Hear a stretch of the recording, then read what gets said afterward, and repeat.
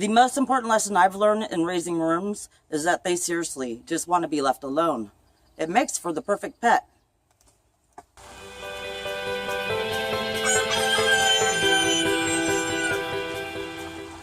Hey guys, this is Linda with PG Nana Farm, and I thought today would be a good day to go check out my worm bin. A lot of you guys know that I started this worm bin months ago, and I kind of struggled with it, to be honest. I lost a lot of the worms. A lot of them ran away from me. I was a bad worm mommy. But after all these months, I think I finally have it down. So let's go take a look at it and see what's happening. Okay guys, bear with me because worm bin videos are the hardest videos for me to make. My worm bin is doing really good. The worms are happy. That's not a worm. The worms are happy and growing healthy. And the castings are nice and moist. Not too dry. And I don't see a lot of food left over. Just little bits. Like this is a piece of banana, or used to be. And there's some worms in there eating the rest of it. Something cool I've learned about worms though is, let me show you. You see that worm in my hand?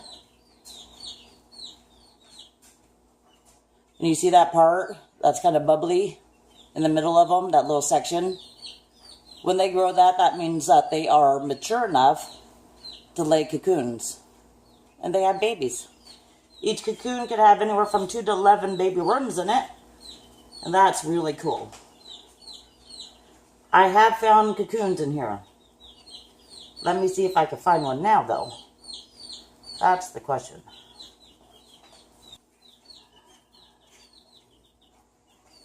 Ooh.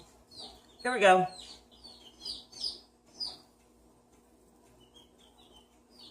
Do you see it? On the tip of my finger. There's a cocoon. Right there. Here, I'll put it on this hand. Maybe you can see it better on this one. Here you go. I found a cocoon. They must like it in there. Little baby worm's gonna come out of that. Can you see it?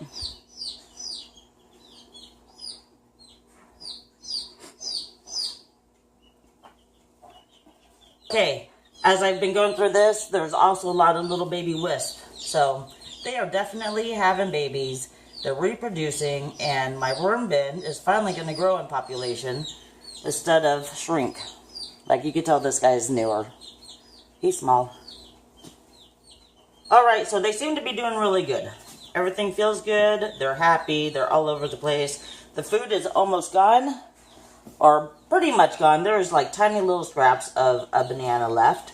The one thing I did realize about my bin is because I do keep it a little bit moist, a little more wet than most worm bins, that I get pot worms. Pot worms are not such a big deal. They help break down everything else. They will compete with food if you don't feed them enough, but I have plenty of stuff in here.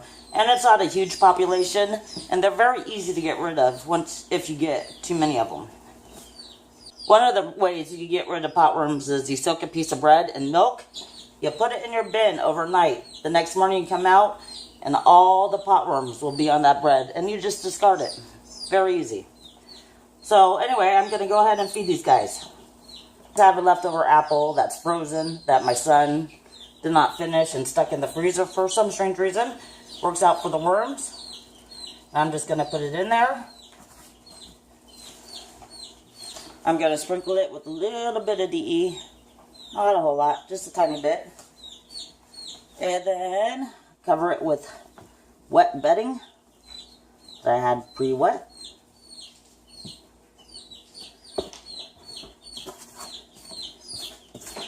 And call it good and just leave them alone for a week and see what happens. Or 2. I don't know. I do have a recipe for dried worm food that I'm thinking about making them just to add to the regimen, because I know that this could get a little bit acidic because it's a lot of leftover fruits and vegetables. So I might try that here in a couple days, and if I do, I'll show you the recipe and how I make it. But they're all good and happy.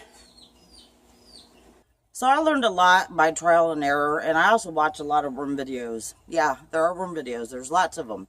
and really good people that know their worms a lot more than I do. And I figured out simple things like if you have flies, fruit flies in your worm bin, you're feeding them way too much. And I was feeding them like full bananas, and I don't have that many worms. Then I would open up the bin and out comes a million fruit flies. That's not a good sign of a healthy bin. Another thing I learned was I like to err on the side of caution and add more water than probably is necessary. But they seem to like it. When I wasn't adding as much water, they would climb out the sides of the bin and try to escape. They don't try to escape anymore. And the third thing I learned is if they're reproducing, and mine are, because I've found a lot of wisps today while we were going through it, that they seem to be happy. And if they're happy and multiplying, you're doing a good job. So the worms will probably just sit back up on my shelf for another couple weeks before I check them again. If they eat all that apple, they're not going to hurt if they don't have enough food. They'll start eating the bedding. So it all works out in the end. That just creates a higher quality worm casting. The whole purpose of this, besides having pets, is for the worm casting. So I can stop buying the soil when I plant my straw bales. We'll see if that actually works out next year though. Anyway, thank you guys for following along with me. I know worm videos are like very hard to do and hard to see on your end. But if you stuck it out with me, I thank you for that. I really, really, really appreciate it. If you like following along on my journey of not knowing what I'm doing, but giving it a shot anyway, I ask that you would hit that subscribe button and give me a thumbs up. And maybe hit that notification bell just so you know whenever I decide to post a video, because I need to figure out a schedule for that. Anyway, I hope you guys have a great day, and I will see you next time.